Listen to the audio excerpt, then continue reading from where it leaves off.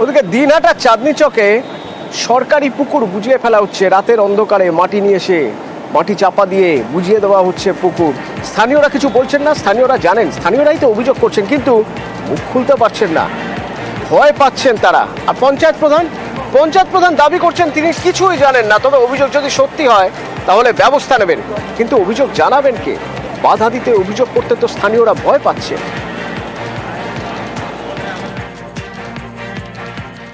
তো আমার জানা নেই জমি ভাড়া টিকছে না পুকুর ভাড়া টিকছে।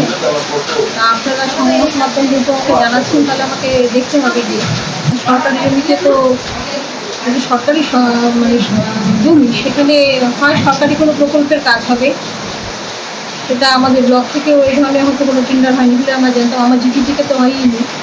এখন কোন জমিটা ভাড়া হচ্ছে সেটাকে আমাকে আইডেন্টিফাই করতে হবে। সেটা যদি অবশ্যই সরকারি জমি হয়, সেখানে যদি কেউ করে থাকে, তাহলে সেটা আমাদের যেটা আইনি প্রক্রিয়া সেটা করতে হবে। এখনো পর্যন্ত সূত্র বলতে আমাদের হাতে কি ছিল? আমাদের হাতে ছিল ক্লোজ সার্কিট ক্যামেরার একটা ফুটেজ, যেখানে দেখা যাচ্ছে একজনের হাতে একটা AK সিরিজের গান রয়েছে, একটা বাইক নাম্বার প্লেটবিহীন। এবার দেখুন একটা গ্রুপ ফটো, 4 জনকে দেখা যাচ্ছে। এই 4 জনের মধ্যে থেকে 3 জন আইডেন্টিফাইড। এই 3 জন কারা? আসিফ ফৌজি, সুলেমান শাহ, আবু তালহা। কিন্তু এরা কারা? বলা হচ্ছে, ইন্টেল রিপোর্ট বলছে যে গত 1 মাস ধরে পেহেলগাঁওয়ের আশপাশে এদের দেখা গিয়েছে এবং এরা জঙ্গি সংগঠনের সঙ্গে যুক্ত। এরা অ্যাক্টিভ সেল, এরা একেবারে অ্যাক্টিভ, সক্রিয় ছিল। কিন্তু এখনো পর্যন্ত এরাই এই কাজ করেছে কিনা তা নিশ্চিতভাবে বলা যাচ্ছে না। তবে এই ঘটনার রেকি করা বা এই ঘটনার মাস্টারমাইন্ড হিসেবে এরা থাকতে পারে বলে সন্দেহ করা হচ্ছে। 4 জনের মধ্যে থেকে একজন আসিফ ফৌজি এবং আর 2 জনের নাম জানা যাচ্ছে, সুলেমান শাহ, আবু তালহা।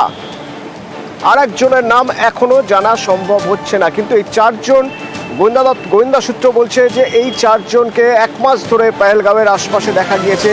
এরা সক্রিয় জঙ্গি গোষ্ঠীর সঙ্গে যুক্ত রয়েছে এবং এই ঘটনার সঙ্গে সরাসরি তাদের যোগাযোগ না থাকলেও হয়তো তারা রেকি করেছে আগে, বা তারাই যাবতীয় ইন্টেল জুগিয়েছে যারা এই হত্যাকাণ্ড, নারকীয় হত্যাকাণ্ড ঘটিয়েছে তাদের, বা হয়তো পুরো প্ল্যানটার মাস্টার মাইন্ড এই 4 জনই।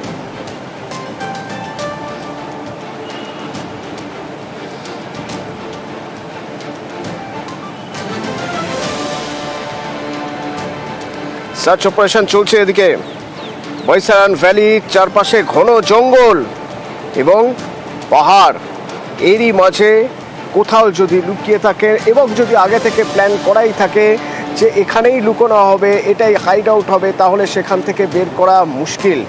ড্রোন উপরে উড়িয়ে নজরদারি চলছে, হেলিকপ্টারে নজরদারি চলছে এবং কম্বিং অপারেশন চলছে গতকাল থেকে। কিন্তু এখনো পর্যন্ত ওই একটি নাম্বার প্লেটবিহীন মোটর বাইক ছাড়া, মোটরসাইকেল ছাড়া আর কিছুই হাতে আসেনি। তবে হ্যাঁ, যারা সে সময় ছিলেন, যারা সেই ভয়াবহ ঘটনার শক কাটিয়ে উঠে কিছু হলেও বলতে পারছেন, তাদের সঙ্গে কথা বলে একটি স্কেচ বানানো সম্ভব হয়েছে। যে স্কেচ চতুর্দিকে ছড়িয়ে দেওয়া হয়েছে সন্দেহভাজন হিসেবে, জানলেই কেউ দেখলেই যেন পুলিশে খবর দেয়। আর তার সঙ্গে এই 4 জনের ছবি প্রকাশ করা হলো, গ্রুপ ফটো, যেখানে 3 জনকে আইডেন্টিফাই করা হচ্ছে। একজন আসিফ ফৌজি, সুলেমান শাহ এবং আবু তালহা। এই 4 জনকে গত 1 মাস ধরে দেখা গিয়েছে বিভিন্ন জায়গায় পেহেলগাঁওয়ের চারপাশে। মুদাসির কাদরি গ্রাউন্ড জিরো থেকে আমার সহকর্মী আমার সঙ্গে রয়েছেন। মুদাসির সুনাই দে রहा है मेरा बात? না, কানেক্ট করা যাচ্ছে না। মুদাসিরের সঙ্গে আবার যোগাযোগ করব।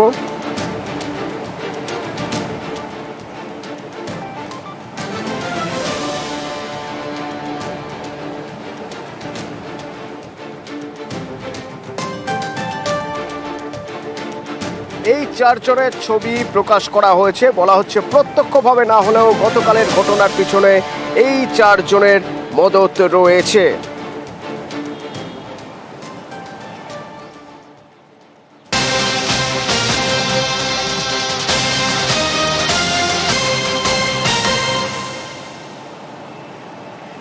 তাম্রলিপ্ত পুরসভায় খালের উপরে একটা সাঁকো দীর্ঘদিন ধরে বলা হচ্ছে, কিন্তু এখনো পর্যন্ত শিলান্যাস হয়ে গেছে, কিন্তু এই সেতু তৈরি হয়নি।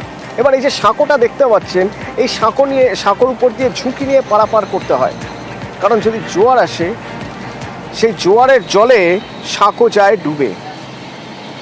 সাঁকোটা পাকা করা যাচ্ছে না, শিলান্যাস হয়ে গেছে, কিন্তু এখনো পর্যন্ত সাঁকো হলো না কেন, মানে সেতু হলো না কেন? সুজিত রয়েছে আমার সঙ্গে সরাসরি। সুজিত, শিলান্যাস হয়েছে কতদিন হয়ে গেল, কাজ আটকে আছে কোথায়?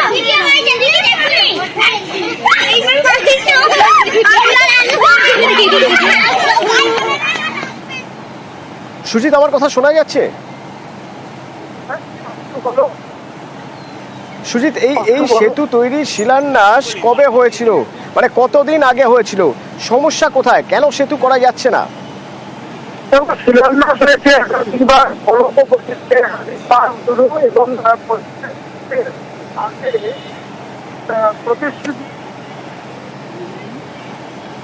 সুজিত, স্পষ্ট শুনতে পাচ্ছি না, তোমার সঙ্গে কথা বলবো, তবে তার আগে স্থানীয়রা কি বলছেন একবার শুনবো, তাদের ক্ষোভ, তাদের অভিযোগ শুনবো। দীর্ঘদিন ধরে এরকম ভগ্ন অবস্থায় পড়ে আছে, জুয়ারে ডুবে যায় পোলটা। মোটামুটি পোলটা অনেকবার হবে বলে শিলান্যাসও হয়েছিল, শিলান্যাস হয়ে পোলটা আর হয়নি।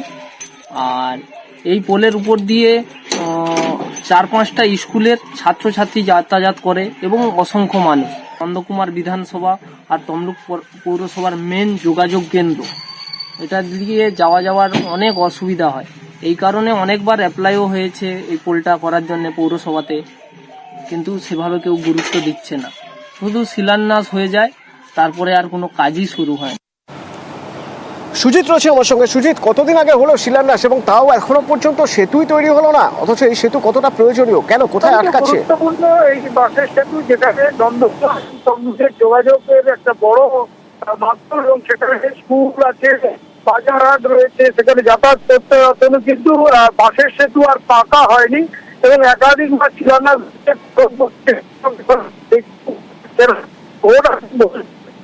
পাওয়া যায়, কিন্তু সেতু পাকা হয় না। তা নিয়ে এলাকার মানুষের তারা সরব হয়েছেন। এখন বিষয়টি পুরো প্রধান বললেন যে দেখবো, এই প্রতিশ্রুতি দেখবো, এমনটা কিন্তু বারবারই পাওয়া যায়, কিন্তু কাজের কাজ কিছু হয় না, সেটাই বলছে এলাকার মানুষ। ধন্যবাদ। খোঁজ খবর করে দেখব, এবং যদি প্রকৃত মানুষের যদি প্রয়োজন হয় আমরা স্কিমটা করে রাজ্য সরকারের কাছে পাঠাবো। রাজ্য সরকার অর্থ দিলে নিশ্চয়ই কাজ হবে, অনুসন্ধান করে